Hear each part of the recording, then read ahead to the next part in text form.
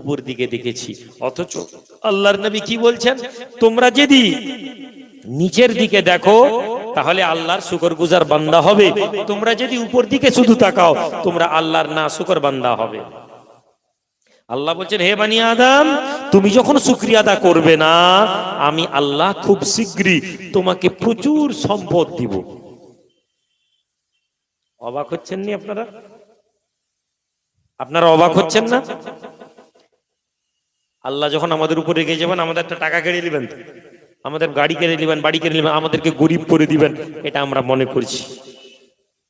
আল্লাহ রাব্বুল আলামিন বলেন, হে বানি আদম, তুমি যদি আমার প্রতি শুকরিয়া আদা না করো, তুমি যদি আমার শুকরিয়া আদা না করো, আমি আল্লাহ খুব শীঘ্রই তোমাকে এই পৃথিবীর রাজত্ব তোমাকে দিয়ে দেব। হে যুবক রে, তোমার কাছে আরো বেশি টাকা এসে যাবে, আরো বেশি সম্পদ এসে যাবে, তোমার বিবির কাছে আরো বেশি গয়না এসে যাবে, তোমার ছেলের কাছে আরো বেশি কাপড় এসে যাবে, তোমার পকেটে আরো বেশি টাকা এসে যাবে। কিন্তু আল্লাহ পাক বলছেন, হে যুবক, এরপরে আমি তোমাকে পরেশান করে দেব। তোমাকে তো রাজত্ব দিলাম, সম্পদ দিলাম, কিন্তু তারপর তোমাকে আমি বন্য প্রাণী যেমন মরুভূমিতে ছুটে গিরগির গিরগির করে মরুভূমির মধ্যে ছুটতে থাকে, আমি তোমাকে এরকম করে ছুটাবো। আমি তোমাকে এমন ভাবে পরেশান করে দিব, তোমাকে এমন ভাবে পরেশান করে দিব যে তুমি সেটা কল্পনা করতে পারবে না। কেমন পরেশানির একটা দৃষ্টান্ত, আমি এমন একটা মানুষকে দেখেছি, দরবারে এসেছে, একদম দামি গাড়িতে করে নামেছে। আরে খুব বড় লোক, বিশাল কোটিপতি।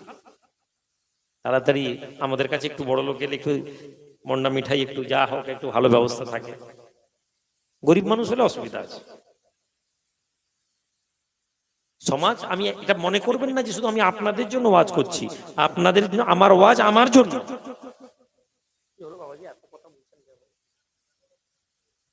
ঠিক ঠিক ঠিক ঠিক বলে দিচ্ছি। আপনি কেমন পরেশান হবেন আমার আল্লাহ দৃষ্টান্ত দিয়েছেন। তুমি পরেশান হবে, মরুভূমির বুকে যেমন বন্যপ্রাণী ছুটে, বন্যপ্রাণী কি মরুভূমিতে পানি পায়নি, ছুটতে থাকে ছুটতে থাকে ছুটতে থাকে, আর সামনে মরীচিকা দেখে, মনে করে ওখানে পানি, ছুটে ছুটে ছুটে ছুটে ক্লান্ত হয়ে মারা যায়। আল্লাহ বলছেন, আমি তোমাকে বন্য প্রাণীর মতন ছুটাবো। কেমন? একজন লোক দরবারে এসেছে, একটি দামি গাড়ি করে, বছর 2-3 আগের কথা বলছি, কলকাতায় 7-8টা তাদের বড় বড় আছে, হোটেল আছে, তদবির করতে এসছে। 13 কোটি টাকা লোন, হোটেল চলছে না, ব্যবসার অবস্থা খারাপ, একটু তদবির করে দেন। এসি গাড়িতে আছে, বাড়িতে এসি আছে, ব্যাংকের 13 কোটি টাকা কিস্তি নেই, রাতে ঘুম হয়নি। এবার আদম, তুমি বাড়ি চেয়েছিলে, গাড়ি চেয়েছিলে, আল্লাহ তোমাকে গাড়ি দিয়েছে, তুমি গাড়িতে চড়েছো। তুমি বাড়ি চেয়েছিলে, আল্লাহ তোমাকে বাড়ি দিয়েছে, বাড়িতে আছো। তুমি পয়সা চেয়েছিলে, তোমার পকেটে 500 টাকা, 1000 টাকা, 5000 টাকা, 20,000 টাকা, 50,000 টাকা আছে, কিন্তু তোমার মাসের শেষে তোমাকে 2 লাখ টাকা, 5 লাখ টাকা ইএমআই ভরতে হবে, ওইটা আল্লাহ তোমাকে দিবে না। তোমার 2 টাকা লাগবে, আল্লাহ তোমাকে 1.5 টাকা দিয়ে তোমাকে পরেশান করবেন, কিন্তু তোমার কাছে 1000 টাকার জিনিস তুমি, তোমার কাছে আছে। তুমি তো চেয়েছিলে যে তুমি একটা ভালো গাড়ি হলে তুমি সুখ পাবে, তোমার বিবি খুশি হবে, তোমার ছেলে খুশি হবে, আল্লাহ বলছেন দিয়েছি। এরপরে আল্লাহ বলছেন, আমি তোমাকে বেইজ্জত করে দিব। তুমি গাড়ি লোন শোধ করতে পারবে না, ফাইন্যান্সের লোক এসে তোমার গাড়ি নিয়ে চলে যাবে। তুমি ব্যাংকের লোন শোধ করতে পারবে না, মর্টগেজের লোক এসে তোমার ঘরকে নিলাম করে দিবে, তুমি অপমানিত হয়ে যাবে। আল্লাহ পাক রব্বুল আলামিন বলছেন, হে বনি আদম, আমি 7 জমিন এবং 7 আসমানকে সৃষ্টি করেছি বিনা ব্যর্থতায়। জোরে বলুন।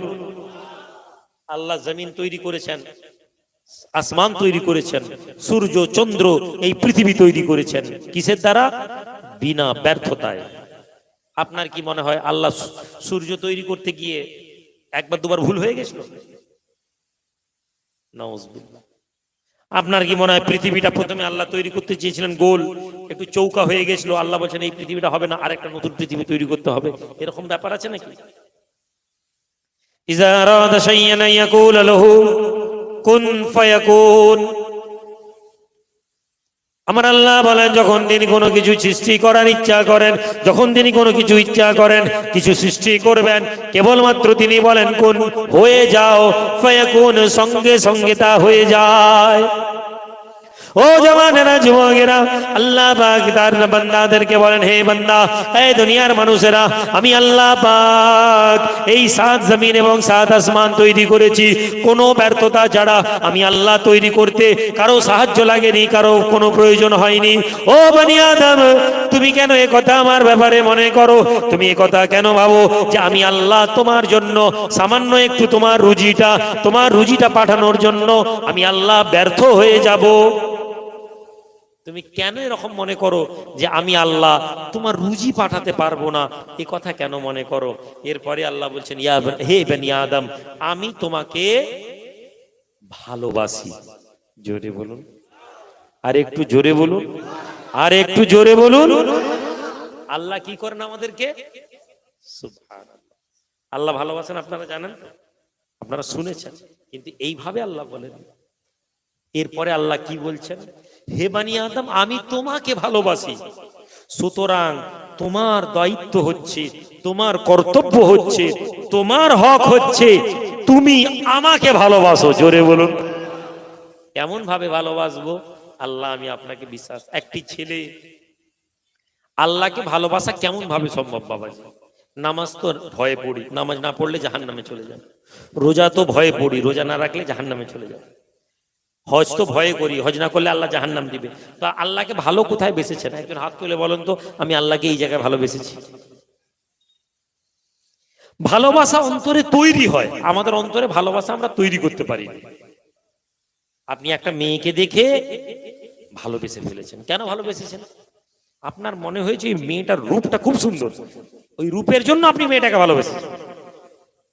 কিছুদিন পরে আর ওই মেয়েটাকে আপনার ভালো লাগেনি, তার মানে তার রূপটা আর আপনার পছন্দ নেই। আপনি বাজারে নতুন মোটরসাইকেলটা যখন কিনে এনেছেন, ওই মোটরসাইকেলটা প্রথমে আপনার বড় আনন্দের জিনিস। আপনি দেখবেন রাতে ঘুম হবে না, সকালে উঠে মুছছেন, পরিষ্কার করছেন, মোটরসাইকেলটা 2 বছর পুরনো হয়ে গেছে, আর মোটরসাইকেলটা ভালোবাসা কমে গেছে। কিন্তু বান্দা আল্লাহর সাথে যদি সম্পর্ক হয়, আল্লাহকে ভালোবাসতে গেলে বান্দাকে আল্লাহর প্রতি বিশ্বাস আনতে হবে। একটি বাচ্চা ছেলে, বাপ বাচ্চা ছেলেটাকে আসমানে এরকম করে ছুঁড়ে দেয়। বাচ্চা ছুঁড়ে দিলে বাচ্চা কেঁদে পড়ে, কাঁদে, কি করে? হেসে উঠে। কেন? ওই বাচ্চাটা হাওয়াতে থেকে যখন জানে ও পড়লে ওর বাপ ওকে ধরে নিল। এই যে বিশ্বাস, এই বিশ্বাসের নাম ভালোবাসা। জোরে বলুন। ওই বাচ্চা জানে আমার বাপ কোনোদিন আমাকে ফেলে দিবে না। আপনি একটা অপরিচিত ছেলেকে তুলে আসমানে উড়ান তো এরকম করে, হ্যাঁ করে কেঁদে উঠবে ভয়ে। আপনি আপনার ছেলেকে টিনের চালে বসান, সে হাসবে, সে জানে যে আমার আব্বা আমাকে টিনের চালে ফেলে দিবেনি, হাসবে। প্রথম হয়তো সে ভয় পায়, কিন্তু 2 বার 3 বার 4 বার করার পরে আর সে ভয় পাবে না। কিন্তু আপনি একটা অন্য ছেলেকে ওইখানে তুলে বসান, সে কাঁদবে, কেননা সে আপনার উপরে ভরসা করে না, আপনার ছেলে আপনার উপর ভরসা করে। কেমন করে ভরসা করতে হবে আল্লাহ পাক নবী মুসা কালিমুল্লাহকে শিখাচ্ছেন। হে মুসা, তুমি কেমন করে ভরসা করবে? আল্লাহ নবী মুসা কালিমুল্লাহ একদিন কি করছেন, বসে আছেন, বসে থাকতে থাকতে হঠাৎ তার মনের মধ্যে রিজকের কথা মনে এসেছে, রুজির কথা। রুজিটা বিষয়ে মনে এসেছে, আল্লাহ রুজি কিভাবে দিবেন। আল্লাহ পাক ফেরেশতা ওহী নামিয়েছেন, নামিয়ে বলছেন, হে মুসা কি আছে? আল্লাহ পাক জিজ্ঞেস করছেন, মুসা আপনার ডান হাতে কি?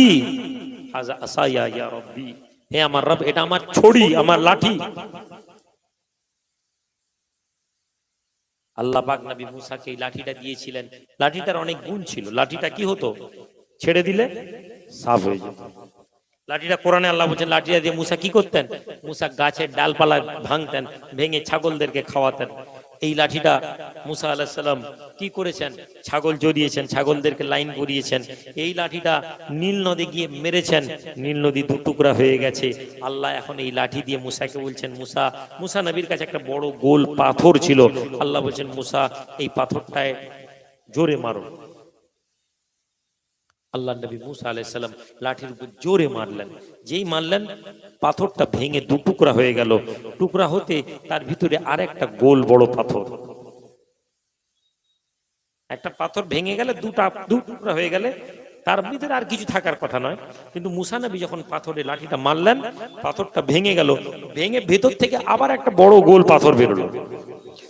আল্লাহ পাক আরেকটি পাথর, মুসা ওই পাথরটাকে মারো।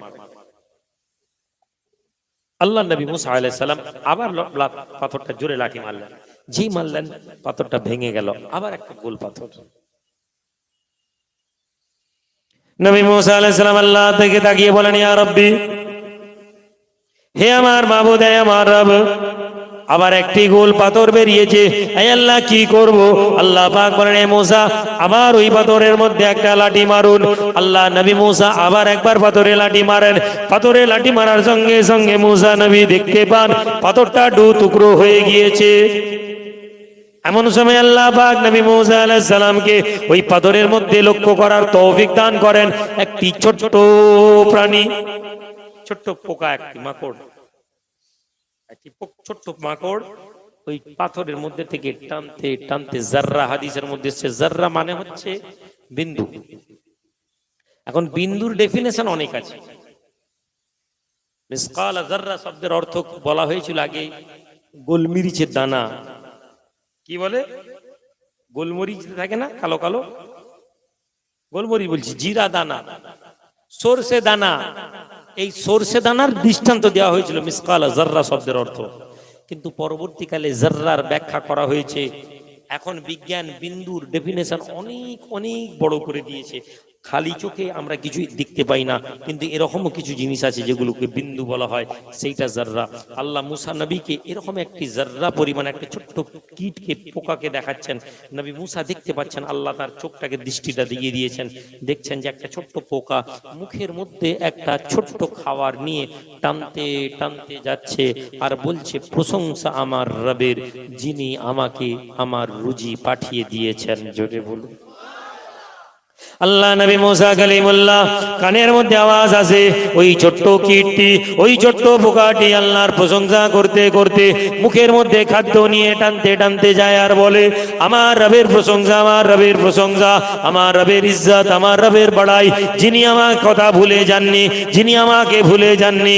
এই ছোট্ট পাথরের মধ্যে আমি বসেছি আমার আল্লাহর কাছে, আমি যখন দোয়া চেয়েছি আমার আল্লাহর কাছে, আমি যখন রুজি চেয়েছি আমার আল্লাহ আমার কথা শুনেছেন, আমার আল্লাহ আমার রুজিকে এই পাথরের মধ্যে পৌঁছে দিয়েছেন।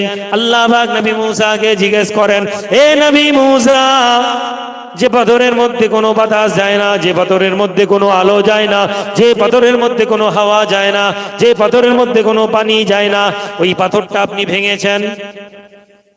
তার মধ্যে আরেকটি পাথর বেরিয়েছে। হে মুসা, আরেকটি পাথর, যে পাথরের মধ্যে বাতাস নেই, হাওয়া নেই, পানি যায়নি, সেটা আপনি ভেঙেছেন। তার মধ্যে আরেকটি পাথর, আরেকটি পাথর ভেঙেছেন, তার মধ্যে একটি কীট আছে। হে মুসা, আমি আল্লাহ যদি এইভাবে ওই সৃষ্টিকে ভুলে না গিয়ে রুজি দিই, তাহলে আমি আল্লাহ আপনাকে কি করে ভুলে যেতে পারি? জোরে বলুন।